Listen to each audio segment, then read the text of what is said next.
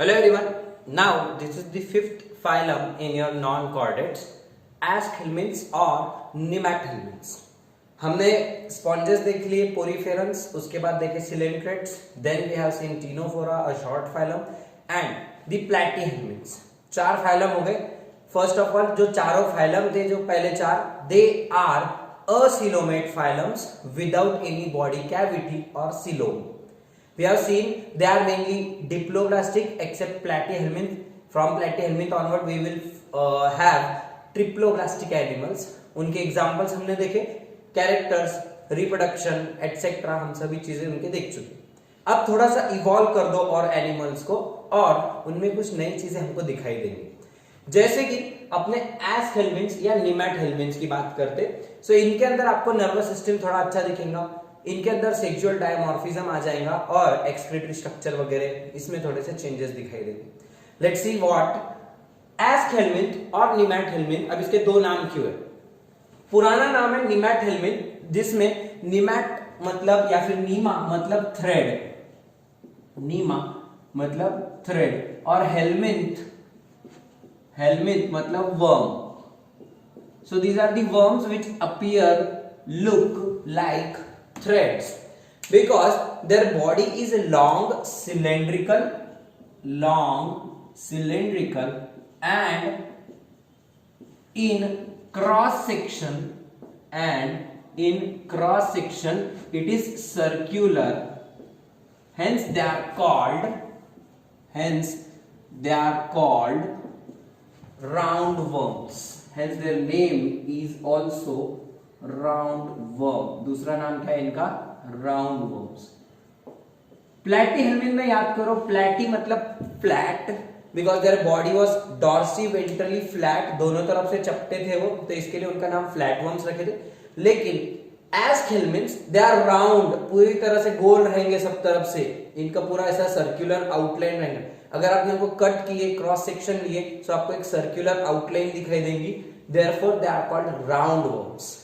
Okay, they are aschelminthes and also called as nemathelminthes, क्योंकि वो धागे के जैसे लंबे हैं, प्लस बॉडी उनकी कट करने के बाद राउंड दिखाई देते. सो अगर आपको डिस्टिंग्विशिंग फीचर बोलना है, what is the difference between flat worms and round worms. So first difference will be their cross section. When you take the cross section of them, so flat worms will have a flat cross section and they will have a round circular outline in their cross section. मतलब क्या, आप एक ऐसा worm है पड़े वाला, अगर इसको कट करे आपने इस तरीके से, तो गोल दिखाई देगा आपको, ऐसा वर्म रहेगा, पूरा इंटरनली हॉलो रहेगा. जबकि आपने प्लैनेरिया को कट किए, सो प्लैनेरिया इस तरीके से फ्लैट रहेंगी, समझ रहा है कि इस तरीके से फ्लैट इंटरनली, ये राउंड रहेगा, अंदर से भरियाला रहेगा पूरा ऐसा. ठीक है, so therefore they are round worm and they are flat. Okay, nextly अगर इसके बाद बात करें, सो बॉडी होने के बाद इनका हैबिटेट की बात कर ले. So they show vast habitat. They are either free living in soil और वाटर, फ्री लिविंग मिलते हैं आपको. कुछ टेरेस्ट्रियल है, मतलब सॉइल में मिलेंगे आपको, फ्री लिविंग इन सॉइल और वाटर मतलब भी terrestrial. And some are parasitic also, mainly they are parasitic and hence they are pathogenic, मतलब बीमार करेंगे अपने को, बीमारी कर सकते हैं आपको. जनरली जो बच्चों के पेट में वर्म्स होते हैं, आपने छोटे बच्चों को देखा होगा, कृमि हो जाते हैं उनको, मिट्टी वगैरह खाते हैं कुछ बच्चे. जनरली जो गरीब स्लम एरियाज ऐसे बच्चे रहते हैं, तो वो बच्चे खेलते खेलते मिट्टी खा लेते. मिट्टी के थ्रू ये जो वर्म है, इसके जो स्पोर्स रहेंगे उनके पेट में चले जाएंगे और वहां जाके इंटेस्टाइन में ग्रो होंगे, और फिर ग्रो होके उसके वर्म्स तैयार हो जाएंगे. और वो जो वर्म्स होते हैं, they are actually round worms. Okay, white colour के दिखाई देते, गोल गोल धागे जैसे. आपको फोटोज डाल रहा हूं मैं बीच बीच. ठीक है, इसके 3 एग्जांपल्स आपको at the end of NCERT दिए हुए. एस्केरिस ल्यूम्ब्रिकॉइड्स, आप पूरा नाम याद रखो, आपको सिर्फ एस्केरिस दिया हुआ है. It is your round worm. Okay, second one is your wuchereria bancrofti. It is your filarial worm. और तीसरा वाला है आपका ancylostoma ankylostoma. It is a hookworm. These are the roundworms actually. Okay, so 3 examples आपको learn करने, state board में भी ये सेम दिए हुए और एनसीईआरटी में भी दिए हुए। एडिशनल एग्जांपल्स और अगर करने सो सीनोरहेप्टाइटिस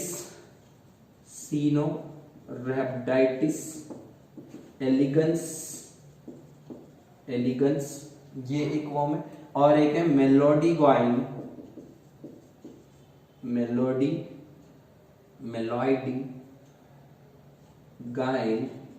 इनकॉग्निशिया।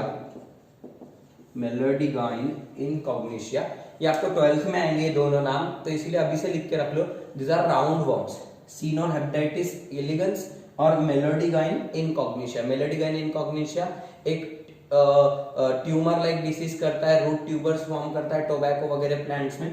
और सीनोरहेप्टाइटिस आपको ह्यूमन जीनोम प्रोजेक्ट में आएगा, इसका जीनोम ह्यूमन जीनोम प्रोजेक्ट में मैप किया गया है। So caenorhabditis it is also round worm, आपको वहां पे एमसीक्यू पूछ सकते हैं कि it belongs to which class, meloidogyne belongs to which class, flat worm या round worm, it is round worm.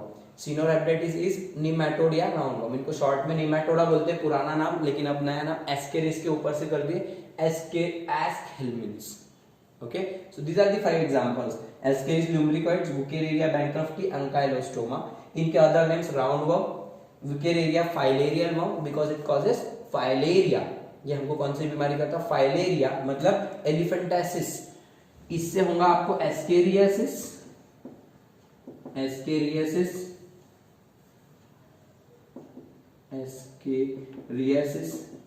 इससे होगा आपको फाइलेरियासिस, जिसका दूसरा नाम है एलिफेंटासिस। ये आपको बीमार करेंगे इस तरीके से कि 12th में डिसीज अपने को ह्यूमन हेल्थ एंड डिसीज में देखने के। Ascaris lumbricoides, it will cause ascariasis in children generally, उनको लैट्रिन लग जाते हैं, लैट्रिन के थ्रू ये वर्म्स निकलते हैं, ब्लीडिंग भी हो सकती है और इन केस सीवियर इन्फेक्शन होने पर डेथ भी हो सकती।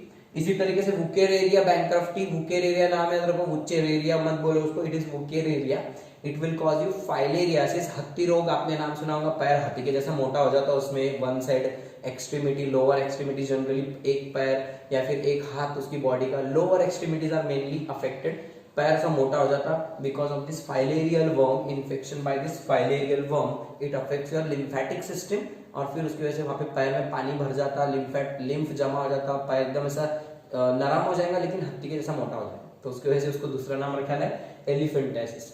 Okay, elephantiasis is not caused due to elephants, it is caused due to this worms, but since there is the symptom like swelling in legs just like the leg of an elephant, hence it is called elephantiasis. Okay, but actually it is filariasis caused by filarial worm Wuchereria, which is a round worm. Okay, ये pathogens है, ये अपने को बीमारियां करेंगे, ठीक है। जबकि caenorhabditis, meloidogyne, these are free living in soil, caenorhabditis aquatic रहेगा, ये वाले सॉइल में मिलेंगे, तो इस तरीके से आपको अलग अलग जगह पे ये मिल सकते हैं। ओके, तो इनकी अगर बॉडी की बात कर ले, सो बॉडी कैसी है इनकी, अभी मैंने इनके कैरेक्टर बताया, long, cylindrical and round in cross section. लेकिन अगर बॉडी देखें तो ऑर्गन सिस्टम यहां से शुरू हो जाएंगे आपके, ऑर्गन सिस्टम। अब तक ऑर्गन्स थे प्लेटिहेल्मिन्थ्स ने, उसके पहले टिश्यू थे, और उसके सबसे पहला जो फाइलम था पोरीफेरा, वो सेल्यूलर ऑर्गेनाइजेशन था।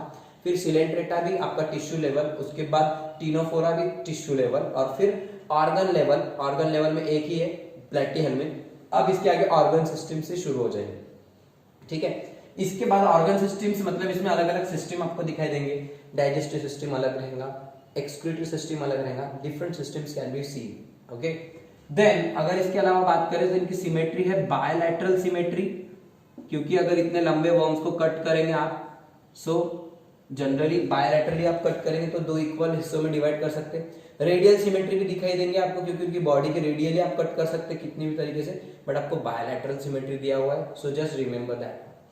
बायलैटरल सिमेट्री के अलावा ये ट्रिप्लोब्लास्टिक है, क्योंकि इनके जो कुछ भी ग्रोथ होंगी, so during growth they will form 3 germ layers, endoderm, mesoderm and ectoderm, but mesoderm will be present in the form of patches and it will grow in the form of patches forming a pseudo cavity. आप cavity वाला point देख लो, classification में आपको बताया था। सो आपको यहाँ पे चुप चुप की कैविटी दिखाई देगी, therefore these are called pseudocoelomates. They are pseudocoelomates. इनमें बॉडी कैविटी कोई असली वाली नहीं रहेंगी। Pseudo means false body cavity will be present, true body cavity will be absent. This is the only phylum which is pseudocoelomate phylum। मैंने आपको तब भी बताया था, अब आपको नोट करके रखना है। इसके अलावा कोई भी फाइलम में सूडोसिलोम दिखाई नहीं देता। सो आज हेलमिन की अगर खास बातें आपको याद रखनी है तो राउंड शेप के साथ you have to remember they are also pseudocoelomate without a true body cavity. Mesoderm is present in the form of mesodermal patches. Okay, hence they are called pseudocoelomate. ठीक है। देन बॉडी के बाद अगर बात करें सो आ जाते हैं इनके फिर अलग अलग सिस्टम्स आपको जो दिखाई देते हैं। सो डाइजेस्टिव सिस्टम सबसे पहले रहेगा इनका। Digestive system is complete. Complete मतलब किसको बोलते हैं? Complete digestive system and incomplete digestive system. So complete digestive system will be having mouth and anus. There are two different openings are present. So इनको एक माउथ रहेगा और anus भी रहेगा। एलिमेंट्री कैनाल पूरा कंप्लीट रहेगा just like human being. Alimentary canal इसमें present रहेगा। ओरल ओपनिंग रहेगी माउथ और फिर एंड रहेगा उनको एक एनस बोल के। सो यहाँ से फिर वो जो भी खाएंगे वगैरह न्यूट्रिशन वगैरह लेंगे।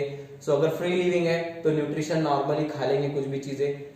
पैरासाइटिक है तो उसमें सकर रहेंगे, हुक्स रहेंगे जस्ट लाइक योर प्लैटीहेल्मिन्स। ओके, तो ये अगर पैरासाइटिक फॉर्म है सो इनमें आपको क्या दिखाई देंगे? हुक्स,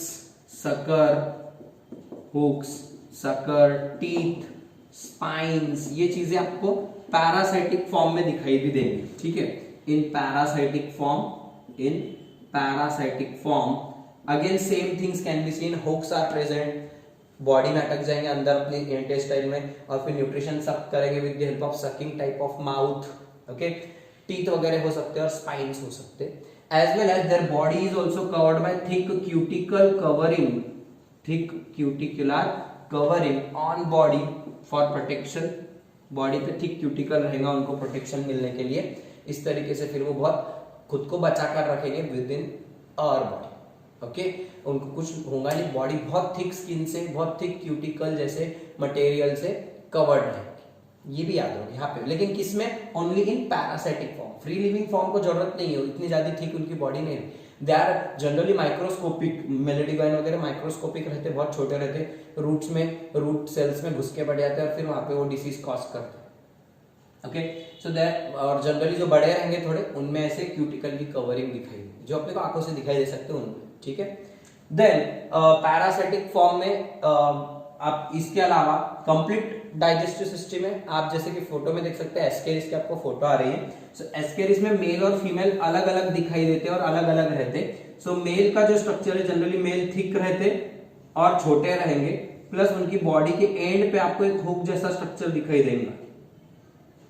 ओके, लेकिन और इधर से माउथ वगैरह रहेगा उसको। ठीक है, जबकि फीमेल जो है वो पतले रहेंगे और लंबे रहेंगे। Females are longer but thin and narrow than males and they are not having any hook like structure at the posterior. This is head, this is also head. Here there will be mouth. Okay, this is the curved part. Anus के पास में रहेगा आपको, यहाँ पे anus रहेगा एक and पे, इधर से इसका एनस यहाँ रहेगा। एनस एक ट्यूब जैसा अंदर से रहेगा। ओके, सो बॉडी प्लान जो रहेगा इनका tube within tube body plan, tube within tube body plan रहेगा। ओके, और ये जो curved part it is called penial setae. Penial सेटी, these are meant for copulation, sexual reproduction में they will just act like really penis of human male। जैसे कि penis is used for ejaculation of sperms, तो वैसे ये पेनियल सेटी भी वहां पे फीमेल की बॉडी के पास जाएंगे, फीमेल गोनोफोर के पास, वहां पे जाके वो रिलीज कर देंगे स्पर्म्स को। Therefore they are only present in males. So अगर आपको आइडेंटिफाई करना है मेल और फीमेल को, सो hook like penial setae at the posterior end. Anterior मतलब ऊपर का, पोस्टीरियर मतलब पीछे का, तो यहाँ पे पीछे पोस्टीरियर एंड पर in males you can see the hook like posterior penial setae used for copulation. Okay, so इनकी अगर बॉडी ऐसी देखेंगे आप, सो यहाँ पे आपको अंदर से जो रहेगा मेनली इनके अंदर पूरा ऐसा डाइजेस्टिव सिस्टम रहेगा, अदर ट्यूब जैसा रहेगा, ठीक है। प्लस जो उन्होंने जब फूड को सक करेंगे या फिर निगलेंगे, सो उनको अपने को जैसे फैरिंग्स है, आ करने के बाद तुम्हारे को वॉल बैक साइड में जो वॉल दिखती है आपकी रेड कलर की, that is your pharynx, it is muscular, so वो फूड को स्वेलो करने में हेल्प करेगा। और similar muscular pharynx is also seen here. क्या रहता है इनके डाइजेस्टिव सिस्टम में? Muscular pharynx is also present, muscular pharynx is present in the alimentary canal. यहाँ पे इनको मस्क्यूलर फैरिंग्स रहेगा इस तरीके से, ओके। सो एक बहुत इंपॉर्टेंट फीचर है, फ्लैट वर्म्स में ऐसा मस्कुलर फेरिंग्स नहीं रहता, लेकिन यहाँ पे मस्कुलर फेरिंग्स आपको प्रेजेंट है। जस्ट लाइक ह्यूमन फेरिंग्स अपना तो बहुत डेवलप्ड है, बट इनका थोड़ा सा कम, but muscular pharynx will be present here for the first, it is absent in flat worms, okay. So this is about their digestive system, this is about their digestive system. Then अगर digestion हो गया तो उसके बाद फिर excretion करना पड़ेगा। सो excretion के लिए क्या करेंगे तुम फिर? So for excretion you will need various long, fifth point डाल दो, एक्सक्रीटरी सिस्टम कैसा रहेगा इनका? So excretion is done by excretory canal, excretion is done by excretory canal. पूरा बॉडी का कचरा जमा होगा एक्सक्रीटरी कैनाल में जमा होगा और एक ट्यूब जैसा रहेगा अंदर, and it will be released by excretory पोर। एक अलग से ओपनिंग रहेगी, इट इज कॉल्ड एक्सक्रीटरी पोर। वो पोर के थ्रू वो चीजें बाहर फेंक देंगे, ठीक है, अलग से ओपनिंग रहेंगे। प्लस कुछ किसी किसी में रहेंगे special excretory glands called excretory glands called cob glands. कौन से glands? Cob, MCQ, cob glands are present in ascaris. Special glands रहते, जैसे अपने पास किडनी रहती, किडनीज रहेंगे, वैसे किडनीज कैसे कॉब ग्लैंड्स, या फिर cells called renette sales,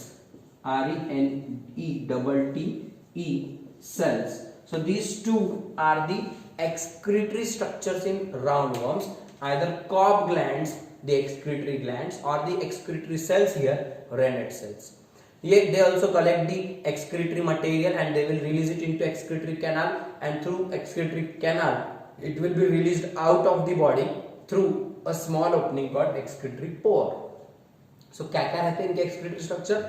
Excretory glands हो सकते, Cobb glands, सेल्स हो सकते हैं, रेनेट सेल्स, कैनाल हो सकती है, और कैनाल के एंड रहेगा, ओपनिंग रहेगा, उसको बोलने का excretory pore. Gland, cells, canal, pore, okay. अब आपको थोड़ा सा याद दिला दूं, फ्लैट वर्म्स में फ्लेम सेल्स रहते हैं, F for flat, F for flame. वैसे राउंड वर्म्स में R for renette, R for round. ऐसा याद रखो तो इजी जाएगा आपको याद रखने में। Renette cells are found in round worms, R for renette, R for round, okay. इस तरीके से याद रखेंगे तो एक्सक्रीटरी स्ट्रक्चर्स भी याद हो जाएंगे। कैसे दिखते, क्या दिखते, don't go into that part, अपने को उतना डिटेल में तो चाहिए भी नहीं, आपको दिया हुआ भी नहीं है, but still remember this because it will come in excretory products and there elimination. वहां पे आपको हुआ है, मैंने आपको वहां पे लिस्ट लिया था, तो उसके अंदर हो जाएगा, ठीक है। अब एक्सक्रीशन के बाद अगर बात करें तो कुछ खास, अगर आपको सबसे इंपॉर्टेंट दिया हुआ है नर्वस सिस्टम की बात करें, so nervous system consist of brain, ganglion, just like planaria से थोड़ा सा इवॉल्व हो गया रहेगा। इसके अंदर नर्व रिंग रहेंगे और नर्व्स रहेंगे, नर्व रिंग्स और नर्व्स। आपको प्लैनेरिया का पता था, ladder like nervous system, brain I spot के आजू बाजू दो यू शेप के गैंग्लियन रहेंगे और वहां से 2 या 3 लॉन्जिट्यूडनल नर्व्स निकलेंगे, ट्रांसवर्स नर्व्स निकलेंगे। सो इनमें भी लॉन्जिट्यूडनल नर्व्स, ट्रांसवर्स नर्व्स, एक नर्व रिंग रहेगा हेड के पास में, वो नर्व रिंग से सब चीजें निकलेंगी, नर्व्स अराइज होंगे, और फिर इनके अंदर भी फिर नेटवर्क के बदले nerve rings and longitudinal nerves आपको ज्यादा दिखाई दे। इतना ही लो, इनका पूरा डिटेल में देखना नहीं, ओके। अगर बॉडी में मसल्स की बात करें, सो सिर्फ longitudinal muscles are present. Muscular system में बात करें, सो बॉडी में मसल्स कौन से रहेंगे इनके? So only longitudinal muscles are present, circular muscles are absent, circular muscles are absent। मतलब क्या, अगर इनकी बॉडी अपने इस तरीके से लंबी बॉडी है, ठीक है, सो मसल फाइबर्स जो रहेंगे वैसे लंबे लंबे रहेंगे, These are longitudinal muscle fiber. What about circular muscle fibers? They should be like this, circular circular, एक के नीचे एक के नीचे एक के नीचे ऐसे रहते। बॉडी बनी कैसी है? बॉडी को बाहर से एक कवरिंग है इपिडर्मिस की, फिर मस्कुलर लेयर है और फिर उसके बाद अंदर से क्यूटिकल भी है। बॉडी के बाहर क्यूटिकल, एक्चुअली सॉरी, क्यूटिकल की कवरिंग, फिर इपिडर्मिस, फिर उसके अंदर मस्कुलर लेयर। ओके, और फिर मसल्स सिर्फ लॉन्जिट्यूडनल मसल्स है, इस तरीके से लंबे मसल्स है बॉडी के शुरुआत से लेके एंड तक। ऐसे मसल्स नहीं है जैसे अर्थवॉर्म में रहेंगे, ऐसे अर्थवॉर्म में लॉन्जिट्यूडनल मसल्स भी रहते और सर्कुलर मसल्स भी रहते, दोनों मसल्स रहते उसके अंदर। सो अर्थवॉर्म क्या करता? बॉडी को ऐसे भी कॉन्ट्रैक्ट कर सकता और वर्टिकली भी कॉन्ट्रैक्ट रिलैक्स कर सकता, लेकिन यहाँ पे ये सिर्फ खुद को वर्टिकली कॉन्ट्रैक्ट रिलैक्स करेंगे। ओके, आगे खींचेंगे सिर्फ इस तरीके से, इस तरीके से उनका कॉन्ट्रैक्शन रिलैक्सेशन नहीं हो सकता, सर्कुलर मोशन में उनका कॉन्ट्रैक्शन रिलैक्सेशन नहीं हो सकता। सो यहाँ पे बॉडी में कौन से मसल्स है? सिर्फ longitudinal, because their body is long filamentous, hence long muscle fibres are present. Okay, circular muscle fibres are absent.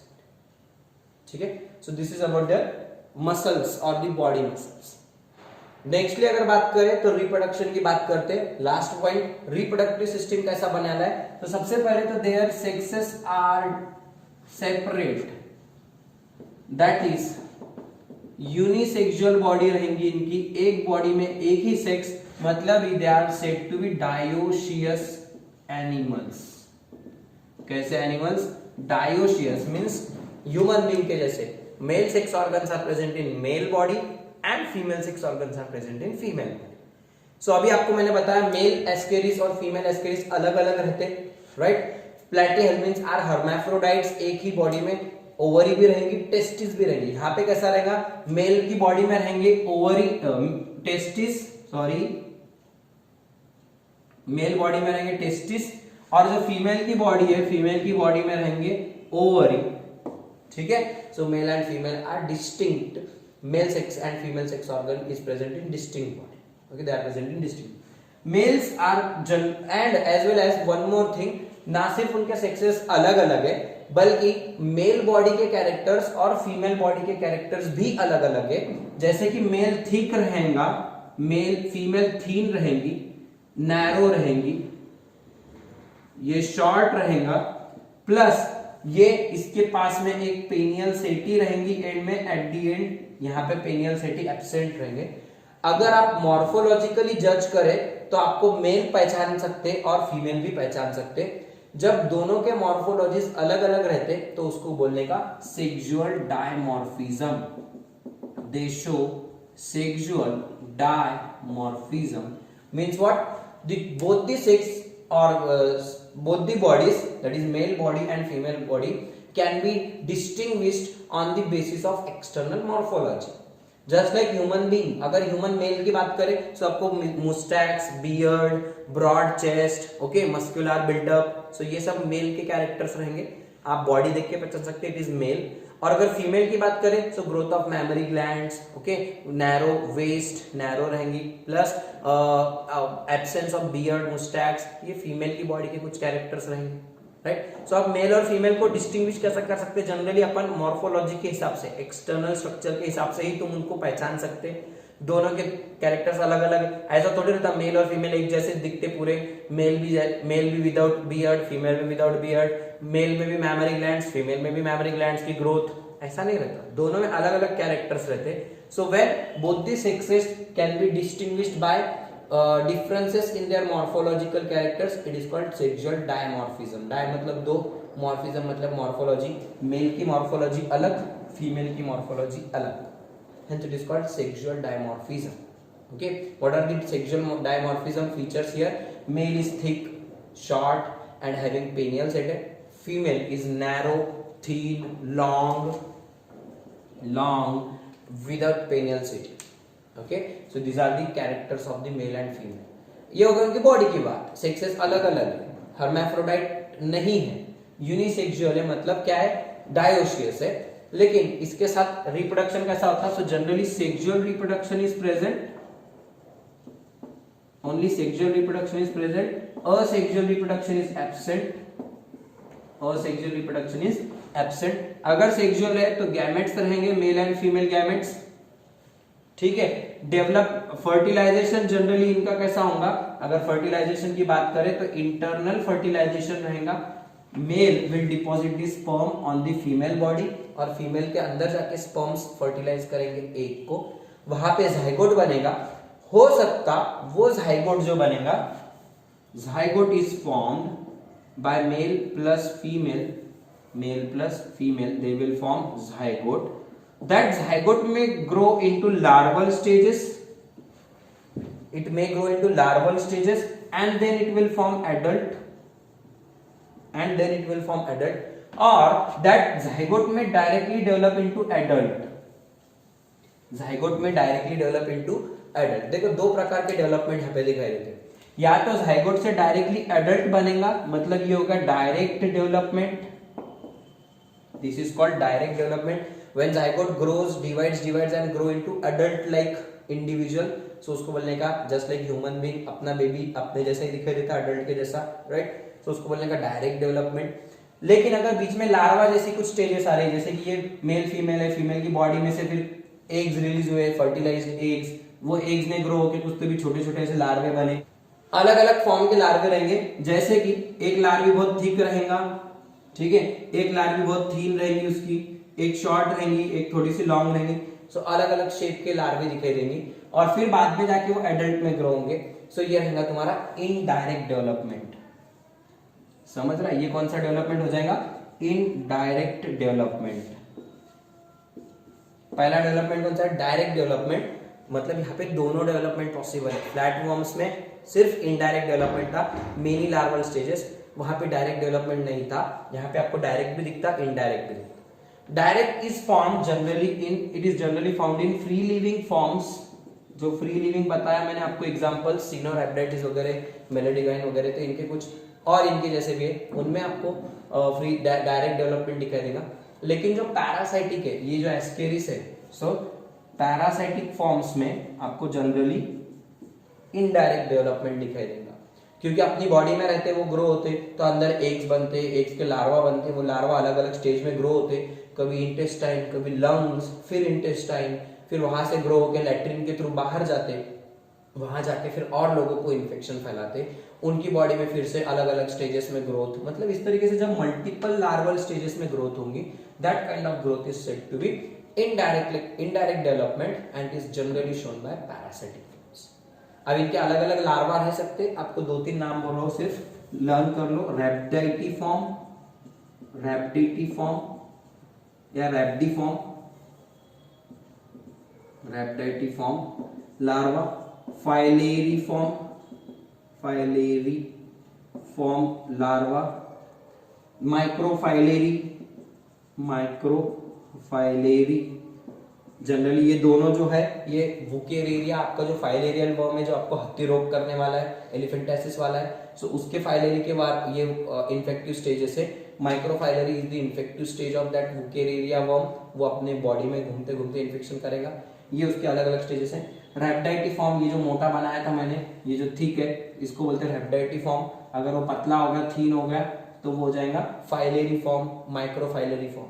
ठीक है, छोटे हो गए और पतले पतले, सो माइक्रोफाइलेरिफॉर्म। सो ऐसे अलग अलग उनके स्टेजेस रहेंगे। अपने को उनके स्टेजेस कैसे बनते, क्या बनते, लाइफ साइकिल वाले पार्ट में जाना नहीं है, that much detail is not required here, don't do that part from any book. बस इतना याद रखो, rhabditiform larva is the larva present in nematodes. Okay, filariform, microfilaria, these are also the larval names for your nematodes. जैसे sponges का planula रहता, वैसे आपका hydra वालों का, सिलेंट्रेट्स का रहता साइडिपिड लार्वा। ओके, टीनोफोरंस, फिर उसके अलावा रहेंगे आपके और प्लैटीहेल्मिन्स के लार्वा थे कल कुछ, यस, उसी तरीके से ये लार्वा हो गए। तो एक एक के नाम याद रख लो, एमसीक्यू में हो सकता है मैच द फॉलोइंग में आपको 4 फाइलम और उनके 4 लार्वल फॉर्म्स दे देंगे मैच करने के लिए, सो उसके लिए काम में आते हैं। ठीक है, सो इनके अलग अलग लार्वा हो सकते हैं या लार्वल स्टेज नहीं रह सकते। लार्वल मतलब आपको एमसीक्यू में देंगे, लार्वल स्टेज अगर प्रेजेंट है तो उसको इनडायरेक्ट डेवलपमेंट बोलने का, एब्सेंट है तो direct development. Okay, asexual reproduction is generally absent, and if it is present, it is generally by parthenocarpy. Female will directly produce individuals without fertilization. Individuals are produced without fertilization. Parthenocarpy, grapes वगैरह जैसे रहते वैसे ही parthenocarpy, but that is not required. Okay, so that's all about your growth sorry, in short characteristic features and examples of your ask means pseudo coelomate याद रखो बेटा सबसे important, और बाकी के कैरेक्टर्स बायलैटरल सिमेट्री वगैरह आपको जो दी हुई है एनसीईआरटी की टेक्स्ट बुक के बाहर नहीं करने का, इतना ही करना है। प्रेजेंस ऑफ मस्कुलर फेरिंग्स आपको बोर्ड में दिया हुआ है, बाकी चीजें भी देख लो।